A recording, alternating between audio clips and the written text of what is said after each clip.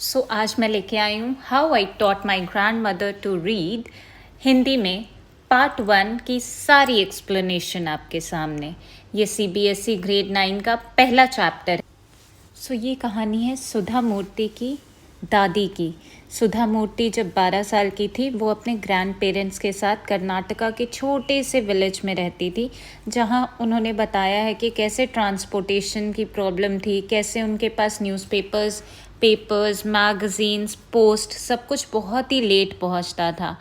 And उन्होंने त्रिवेणी नाम की एक बहुत ही बढ़िया सी राइटर के बारे में भी बताया है, जिनकी राइटिंग का स्टाइल उन्हें बहुत पसंद और कैसे वो बहुत ही कॉमन से लोगों की साइकोलॉजिकल प्रॉब्लम्स और लाइफ्स के बारे में डिस्कस करती थी। और उनकी ग्रैंड मदर इससे बहुत ज़्यादा रिलेट कर पाती। This very writer Triveni died very young. इनकी बहुत कम उम्र में डेथ हो गई थी और लोगों को बहुत अच्छा लगता था इनकी नॉवेल्स पढ़ना, राइट। तो इनकी एक नावल थी काशी यात्री, जिसके बारे में ये बताया गया है कि कैसे हिंदूज़ भी बिलीव करते हैं कि हम काशी जाएं, लॉर्ड विश्वेश्वरा की पूजा करें, और यही एक ओनली पुण्य है हमारे जीवन का, यही एक लक्ष्य होना चाहिए।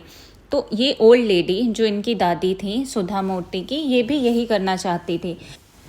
बट फिर उन्हें एक अनाथ लड़की के बारे में पता चला जिसे प्यार हो गया था, बट वो शादी नहीं कर पा रही थी पैसों की वजह से।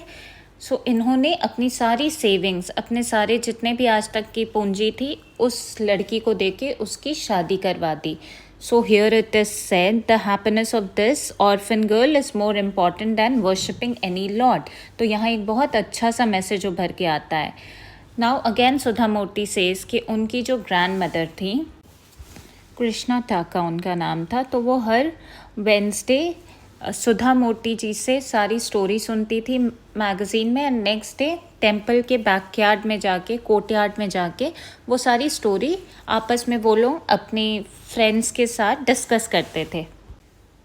And she used to relate a lot to everything happening in Kashi Yatri, right, क्योंकि वो बहुत ज़्यादा ऑर्डिनरी लाइफ के बारे में बताया जाता था। She would discuss all the episodes with all her friends and बहुत ज़्यादा डिबेट होती थी उन चीज़ों को लेके। एक बार की बात है, सुधा मूर्ति किसी शादी में चली गई थी नेबरिंग विलेज में कुछ टाइम के लिए, और उन्होंने वहाँ पे कुछ दिन ही रहना था, 2 to 3 days रहना था, बट वो काफ़ी ज़्यादा देर रुक गई। फिर जब वो वापस आई तो उन्होंने देखा कि उनकी ग्रैंड मदर बहुत ज़्यादा उदास हो गई हैं, और वो बहुत ज़्यादा सरप्राइज़ हो गई थी कि ऐसा भी क्या हो गया कि my grand mother is crying like this.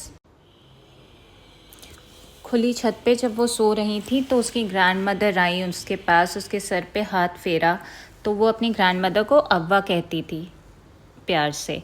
तो फिर उन्होंने पूछा सुधा मूर्ति ने कि क्या बात हो गई है। फिर उन्होंने बताया कि जब मैं एक छोटी सी लड़की थी, अपने बचपन में मेरी मदर की डेथ हो गई थी, मेरे फादर बहुत बिज़ी रहते थे, उन्होंने दूसरी शादी कर ली थी, और कोई ये बात नहीं समझ पाता था कि एजुकेशन कितनी इम्पॉर्टेंट है लड़कियों के लिए। तो आज के टाइम पे जब उनके आगे बच्चे हो गए हैं, ग्रैंड चिल्ड्रन हो गए हैं, तो उनकी अल्टीमेट ओनली हैप्पीनेस इज़ कि वो उन बच्चों के लिए कुक करें, उनका ध्यान रखें और बहुत सारा प्यार दें। This was the first part of how I taught my grandmother to read. Stay tuned for part 2। I hope आपको इसका बेस बहुत अच्छे से समझ आया होगा।